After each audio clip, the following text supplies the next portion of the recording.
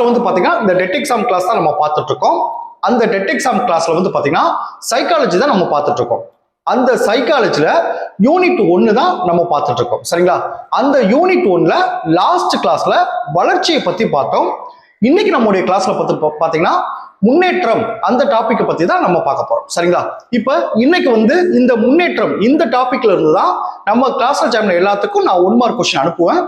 நீங்க வந்து 1 mark question படிக்கிறதுக்கு முன்னாடி கிளாஸை 1 டைம் கவனிச்சுட்டு அதை புரிஞ்சுட்டு அதுக்கு பிறகு 1 மார்க் கொஸ்டினை படிங்க.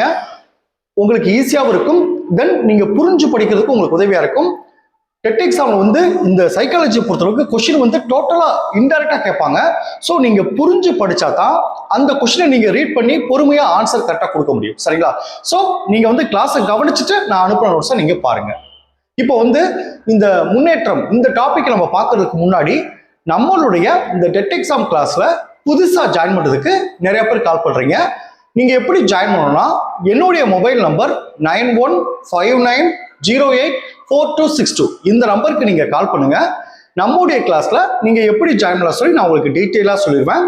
அதே மாதிரி புதுசா ஜாயின் பண்ணவங்களுக்கும் நான் இது வரைக்கும் நடந்த அந்த பழைய கிளாஸ் நோட்ஸ் எல்லாமே நான் அனுப்பிச்சு வச்சிருவேன். நான் அனுப்புற நோட்ஸ் வந்து பாத்தீங்கன்னா எல்லாமே 1 மார்க் டைப்ல தான் இருக்கும். உங்களுக்கு படிக்கிறதுக்கு ஈஸியா இருக்கும். ஸோ ஜாயின் பண்ண விருப்பப்படுறவங்க என்னுடைய மொபைல் நம்பருக்கு கால் பண்ணி டீட்டெயிலா கேட்டு நம்முடைய கிளாஸ்ல நீங்க ஜாயின் பண்ணிக்கலாம். சரிங்களா? ஓகே, இன்னைக்கு நம்ம பார்க்க போற டாபிக் வந்து பாத்தீங்கன்னா முன்னேற்றம். முன்னேற்றம் அப்படின்னா என்ன சார் அப்படி பாத்தீங்கன்னா இப்ப வளர்ச்சி அப்படின்னு நான் சொல்லியிருந்தேன். வளர்ச்சி என்ன சொல்லியிருந்தேன்? ஒருவருடைய எடை அதிகரிப்பு, அவருடைய உயரம் கூடுதல், இதெல்லாம் தான் வளர்ச்சி அப்படின்னு நான் சொல்லியிருந்தேன். முன்னேற்றம் அப்படின்னா என்னன்னு பாத்தீங்கன்னா நல்லா கவனிச்சுங்க, உடல் ரீதியான வளர்ச்சியை மட்டும் குறிப்பதல்ல. இவருடைய எடை அதிகரிச்சிருக்கு, இவருடைய ஹைட்டு கூடியிருக்கு, இப்படி உடல் ரீதியான வளர்ச்சியை மட்டும் குறிக்கிறது முன்னேற்றம் கிடையாது. அப்ப எதெல்லாம் சார் சேர்த்து குறிக்கிறது? அதாவது நல்லா கொஞ்சம் முன்னேற்றத்துல ஒரு பகுதி தான் வளர்ச்சி. சரிங்களா? அதுக்காக வளர்ச்சி வேற முன்னேற்றம் வேற சொல்ல முடியாது.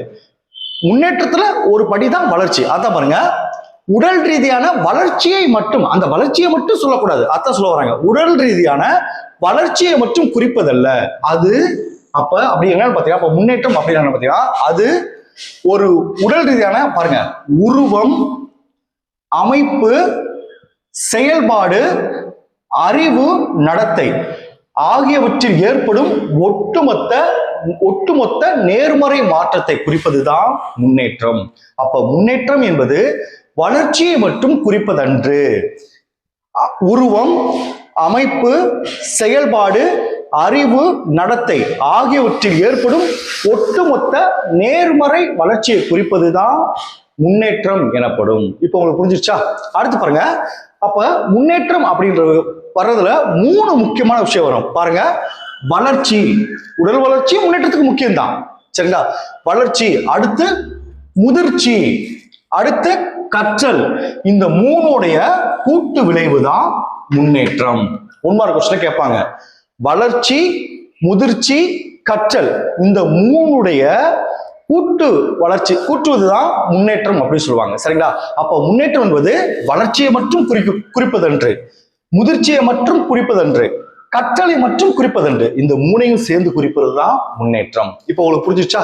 இப்ப நான் முன்னேற்றத்துடைய இயல்புகள், முன்னேற்றத்துடைய வரையறை, அது எல்லாம் நான் சொல்றேன், நீங்க கவனிச்சுக்க. பாருங்க, முன்னேற்றம் அப்படின்னு என்னன்னு பாத்தீங்கன்னா, ஒரு உயிரியின் உருவத்திலோ அல்லது அமைப்பிலோ ஏற்படும் மாற்றங்களையும் அது இயங்கும் விதத்தில் ஏற்படும் மேம்பாடுகளையும். நல்லா புரிஞ்சுட்டீங்களா? ஒரு உயிரியின் உருவத்திலோ அல்லது அமைப்பிலோ ஏற்படும் மாற்றங்களையும், உருவத்திலும் சரி அமைப்பிலும் சரி, அதுல ஏற்படும் மாற்றங்களையும் அது இயங்கும் விதத்தில், இத முக்கியம், அது எப்படி செயல்படுது, அது இயங்கும் விதத்தில் ஏற்படும் மேம்பாடுகளையும். யாரும் முன்னேற்றம் அடைஞ்சவன் சொல்லுவான்? ஒவ்வொரு படியா மேம்பாடு அடைச்சிட்டு வர்றவனை தான் முன்னேறான்னு சொல்லுவோம். சரி, அதான் பாருங்க, அது இயங்கும் விதத்தில் ஏற்படும் மேம்பாடுகளையும் ஒட்டுமொத்தமாக குறிப்பதே முன்னேற்றம் எனப்படும். சரிங்களா? உயிரின் செயல்பாட்டு தரத்தை குறிப்பதே, ஒரு உயிருடைய செயல்பாட்டு தரத்தை குறிக்கிறது தான் முன்னேற்றம். ஒரு ஆளுடைய முன்னேற்றத்தை எப்படி கண்டுபிடிப்பான்? அப்படி எப்படி செயல்படுறான், எப்படி புரிஞ்சு நடத்துக்கிறான், கஷ்டமான சூழ்நிலை எப்படி சமாளிக்கிறான், இதெல்லாம் சேர்த்தா சொல்லுவாங்க. அதான் உயிரியின் செயல்பாட்டு தரத்தை குறிப்பதே முன்னேற்றமாகும். அடுத்து பாருங்க, வளர்ச்சி, முதிர்ச்சி, கற்றல், இந்த 3 விஷயத்தை மைண்ட் வச்சுக்கோங்க. வளர்ச்சி, முதிர்ச்சி, கற்றல், இவற்றின் கூட்டு விளைவால் ஏற்படுவதே முன்னேற்றமாகும். சரிங்களா? அடுத்த லைன் பாருங்க. மனிதனின் வாழ்க்கையில் முன்னேற்றம் என்பது வெறும் உடல் ரீதியான வளர்ச்சியை மட்டும் குறிப்பதல்ல. உடல் ரீதியான வளர்ச்சியை மட்டும் குறிப்பதல்ல. அது எது குறிக்குது? அது உயிரியின், நான் சொன்ன பாத்தீங்களா, உருவம், அமைப்பு, செயல்பாடு, அறிவு மற்றும் நடத்தை ஆகியவற்றில் ஏற்படும் ஒட்டுமொத்த நேர்மறை மாற்றத்தை குறிக்கிறது தான் முன்னேற்றம் எனப்படும். சரிங்களா? சுருக்கமா சொன்னா, முன்னேற்றம் என்பது வளர்ச்சி, முதிர்ச்சி மற்றும் கற்றல் ஆகிய மூன்றின் கூட்டு விளைவால் சாத்தியமாகிறது.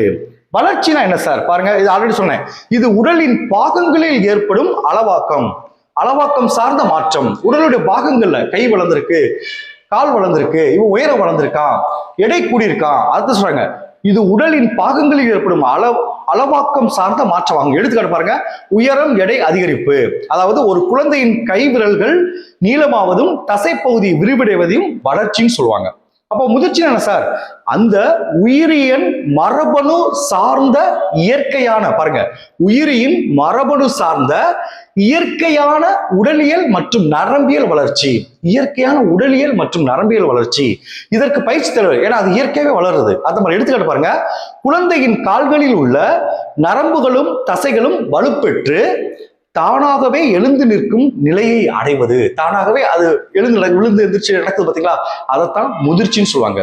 அப்ப கற்றல்ன்றது என்ன பார்த்தீங்கன்னா, சூழ்நிலையோடு தொடர்பு கொண்டு பயிற்சி மற்றும் அனுபவம் மூலமாக நடத்தையில் ஏற்படும் மாற்றங்கள். அடுத்து வளர வளர நம்முடைய சூழ்நிலை, நம்முடைய பயிற்சி, நம்முடைய அனுபவம் ஆகியவற்றின் மூலமாக மாற்றம் ஏற்பட்டு முன்னேற்றம் ஏற்படுகிறதுன்னு சொல்றாங்க. சரிங்க, அடுத்து ஒரு முக்கியமான சொல்றாங்க, வளர்ச்சி என்பது உடலமைப்பில் ஏற்படும் மாற்றம் என்றால், முன்னேற்றம் என்பது அந்த உடலமைப்பு கொண்டு இயங்கும் செயல்பாட்டு தரம் என்பது மேம்பாடாகும். அப்ப வளர்ச்சி என்பது உடல்ல ஏற்படுற வளர்ச்சி. அந்த வளர்ச்சியை வச்சு அவன் எப்படி செயல்படுறான், எப்படி மேம்பாடோட செயல்படுறான் அப்படின்றதான் முன்னேற்றம் சொல்றாங்க. அதான் பாருங்க, வளர்ச்சி என்பது உடலின் அமைப்பில் ஏற்படும் மாற்றம் என்றால், முன்னேற்றம் என்பது அந்த உடலமைப்பை கொண்டு இயங்கும் செயல்பாட்டு தரத்தில் ஏற்படும் மேம்பாடாகும் அப்படின்னு சொல்றாங்க. சரிங்களா? இப்ப முன்னேற்றத்தின் இயல்புகள் மொத்தம் 12 பாயிண்ட் இருக்கு. இப்ப நான் சொன்ன விஷயம் எல்லாமே அதுல வரும் பாருங்க. ஃபர்ஸ்ட் ஒண்ணு பாருங்க, உயிரியல், முதிர்ச்சி, அனுபவங்கள் ஆகியவற்றின் விளைவாக நிகழும் வரிசை கிரகமான தொடர் மாற்றங்களை கொண்டது முன்னேற்றம். இதுதான் முக்கியமானது. வரிசை கிரகமாக 5 வயசுல நான் கொஞ்சம் நல்லா இருப்பான், 6 வயசு மாறும், 7 வயசு மாறும், அவன் முதிர்ச்சி அடைஞ்சிட்டே இருக்கும். அதுதான் வரிசை கிரகமான தொடர் மாற்றங்களை கொண்டது முன்னேற்றம் சொல்றாங்க. 2வது பாயிண்ட் பாருங்க, எனவே முன்னேற்றத்திற்கு குறிப்பிட்ட வரிசை கிரகமும் திசையும் உண்டு. சரிங்களா? அதாவது என்னன்னா, அவருடைய முன்னேற்றம் படிப்படியா முன்னேற்றே வரும். அதுக்கு வந்து குறிப்பிட்ட வரிசை கிரகமும் திசையும் உண்டுன்னு சொல்றாங்க. 3 பாருங்க, முன்னேற்றம் தொடர்ச்சியானது. அதான் முக்கியமானது. வயது வந்தவுடன் அல்லது பூப்பெய்தவுடன் நின்று விடுவது. முன்னேற்றம் குறிப்பிட்ட அளவு நின்றுதா, 60 வயசுலயும் சாதிப்பான், 70 வயசுலயும் சாதிப்பான், 10 வயசுலயும் சாதிப்பான். அப்ப முன்னேற்றம் குறிப்பிட்ட அளவுடைய நிக்கிறது கிடையாது, அது தொடர்ந்து வாழ்நாள் முழுவதும் தொடர்வது. அதான் பாருங்க, முன்னேற்றம் தொடர்ச்சியானது, வயது வந்தவுடன் அல்லது பூப்பெய்தவுடன் நின்று விடுவதில்லைன்னு சொல்றாங்க. 4வது பாயிண்ட் பாருங்க, உயிரி இயங்குவதில் ஏற்படும் முன்னேற்றம் அது தன்னுடைய சூழ்நிலைக்கு இசைவாக செயல்பட துணை புரிகிறது. எப்படி ஒருத்தர் சூழ்நிலையில எப்படி புத்திசாலித்தனமா நடந்துக்கிறான், அதுதான் முன்னேற்றம். அதான் சொல்றாங்க, உயிரி இயங்குவதில் ஏற்படும் முன்னேற்றம் அது தன்னுடைய சூழ்நிலைக்கு இசைவாக செயல்பட துணை புரிகிறதுன்னு சொல்றாங்க. 5வது பாயிண்ட் பாருங்க, உயிரின் பல்வேறு அமைப்புகளையும் அவற்றின் செயல்பாடுகளையும் ஒருங்கிணைத்து மேம்பட்ட இயக்கத்தை கொடுப்பது. எல்லாத்தையும் ஒருங்கிணைத்து, அதாவது அமைப்பு, அறிவு, செயல்பாடு எல்லாத்தையும் ஒட்டுமொத்தமா கொண்டு வந்து ஒருங்கிணைந்த மேம்பாட்டு இயக்கத்தை கொடுப்பதுதான் முன்னேற்றம் சொல்றாங்க. அடுத்த 6வது பாயிண்ட் பாருங்க, அறிவுசார் திறன்கள், நாட்டம், ஆர்வம், நுண்ணறிவு, ஆளுமை போன்ற கூறுகளில் ஏற்படும் முன்னேற்றத்தில் தனியார் வேற்றுமைகள் காணப்படுகின்றன. எல்லாருமே ஒரே மாதிரியா முன்னேற்றம் அடைகிறாங்களா? கிடையாது. அறிவுல வித்தியாசம் இருக்கு.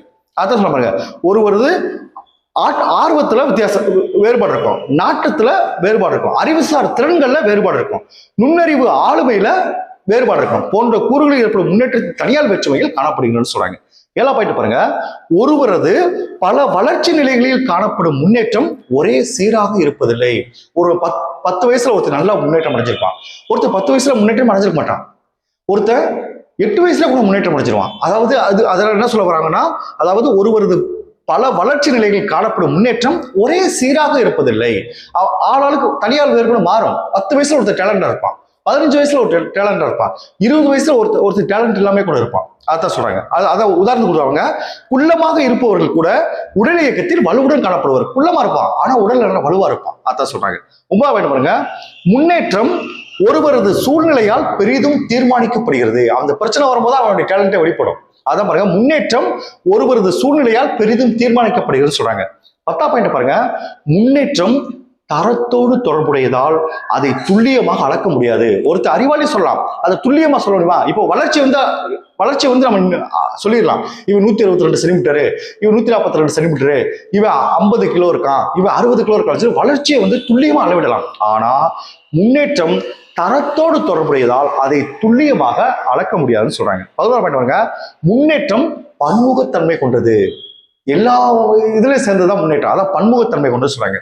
12வது பாயிண்ட் பாருங்க, முன்னேற்றம் தொடர் நேர்கோடாக அமையாமல் சுருள் வடிவில் அமைகிறது. முன்னேற்றம் இறங்கி கூடி அப்படி சுருள் வடிவில் இருக்குன்னு தான் சொல்றாங்க. அதான் முன்னேற்றம் தொடர் நேர்கோடாக அமையாமல் சுருள் வடிவில் அமைகிறது சொல்றாங்க. சோ இதுதான் முன்னேற்றம் சார்ந்த டாபிக். சரிங்களா? Okay, thank you students. நம்ம நெக்ஸ்ட் கிளாஸ்ல பார்ப்போம்.